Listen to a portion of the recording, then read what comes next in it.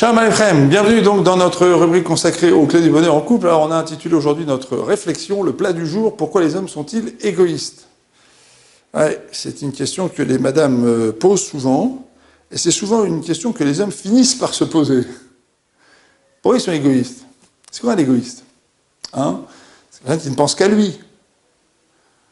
Alors c'est un petit peu surprenant quand même comme question. Pourquoi cette plainte elle revient tout le temps, alors que quand un homme entend qu'il est traité d'égoïste, il dit, bon, il est un petit peu... Il est dans l'égoïsme syndical, hein, vous savez, c'est comme tous les bons hommes. Fois, quand il entend ça, d'un coup, il éprouve le besoin de se défendre, il dit, mais non, pas du tout, voilà, moi je suis un homme de chesed. Alors je vais vous dire mieux que ça, c'est que souvent, sous la choupa, quand on doit dire des shvachim, des louanges du khatan, on dit, c'est un homme de chesed. Alors moi j'ai une petite explication sur ça, c'est une petite théorie, d'accord? Je vous la donne en une minute, une petite théorie sur la question. En réalité, les hommes ne sont pas égoïstes, ils ne sont pas égoïstes à ne penser qu'à eux.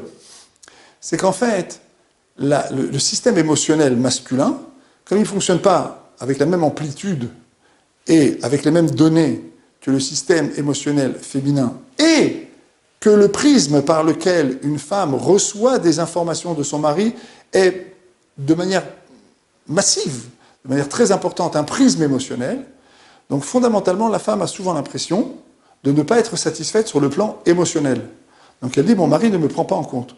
Mais lui, le mari, il a aussi ses émotions, et il exprime aussi ses émotions, et il exprime aussi ses envies, et il exprime aussi ce qu'il a à dire, mais il ne le dit pas dans le langage émotionnel qui pourrait satisfaire son épouse. D'où l'impression de l'égoïsme des hommes. D'où le fait que, par exemple, Rav Simcha Cohen, qui est un grand spécialiste du Shlom Bayit ici en Israël, disait les hommes sont un petit peu des handicapés du mariage. Pourquoi? Parce qu'ils ont du mal à exprimer leurs émotions. La femme, elle dit, je voudrais que tu me dises que tu m'aimes, je voudrais que tu me dises que c'est beau, je me fais une belle robe, voilà, dis, raconte-moi ce que tu penses de ce que je t'ai dit, etc. Pourquoi tu t'endors, pourquoi tu es fatigué, pourquoi tu regardes ton match de foot, c'est bientôt le mondial, arrête, blablabla. D'accord? Et le mari dit, ben, ça va, je t'ai parti, voilà, je t'ai dit que je t'aime, je t'ai dit que je t'aime bien, je t'ai dit que c'était beau, je t'ai dit que c'est bien, je t'ai dit que c'est bon, mais voilà, qu'est-ce que tu veux de plus?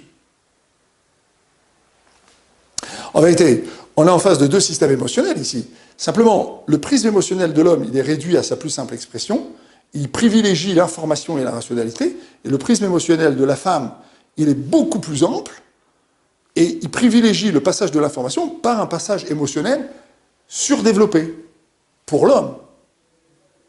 Et donc, celui de l'homme n'étant pas assez développé, la femme parle d'égoïsme. Comment on fait pour se rencontrer? Pour éviter ce piège-là, ce piège d'un reproche qui n'est pas toujours fondé.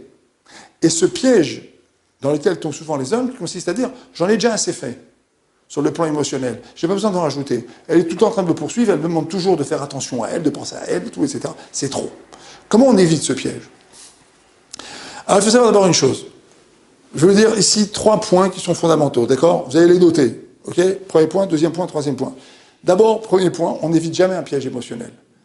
Parce qu'un piège émotionnel, par définition, c'est un petit peu, ne me prenez pas au mot, c'est juste pour vous aiguiser l'ouïe, d'accord?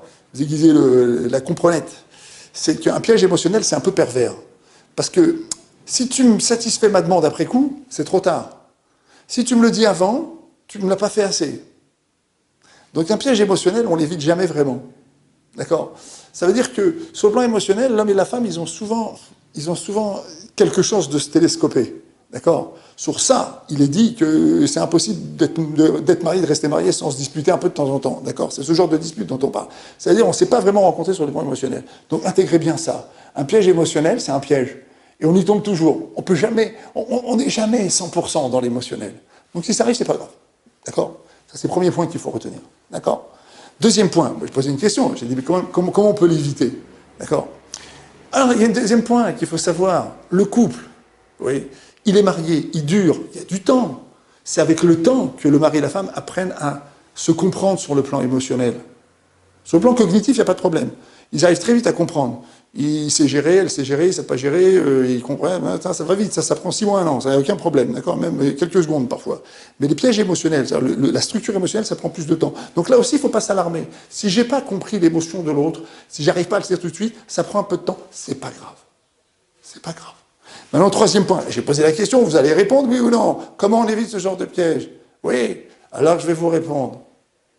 On évite ce genre de piège parce que on fait attention aux émotions de l'autre.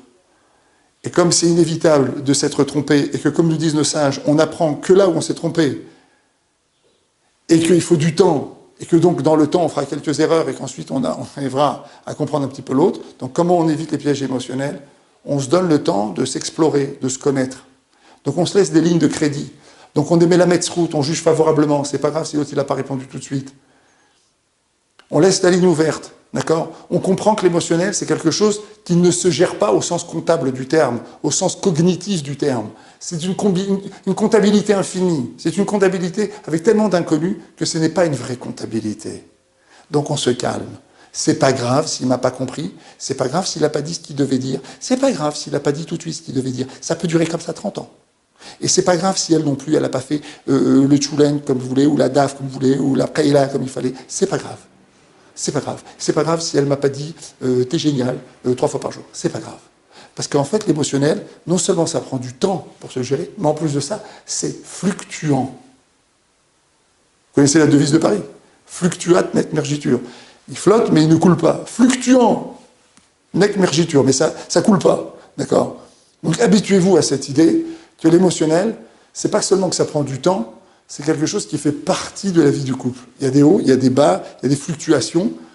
Grosso modo, après quelques années de proximité, de shlom-baïd, de communication, d'efforts, on se comprend parfaitement.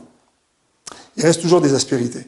C'est parce qu'on ne peut pas vivre une tranche de vie sans l'avoir vécu. Donc au fur et à mesure qu'on avance dans notre vie, on avance aussi sur le plan émotionnel. Chaque époque, elle a ses enjeux, donc elle a ses émotions, donc elle a ses réussites, elle a ses joies et ses difficultés. Et c'est là qu'on découvre un peu les émotions. Donc, c'est pas grave.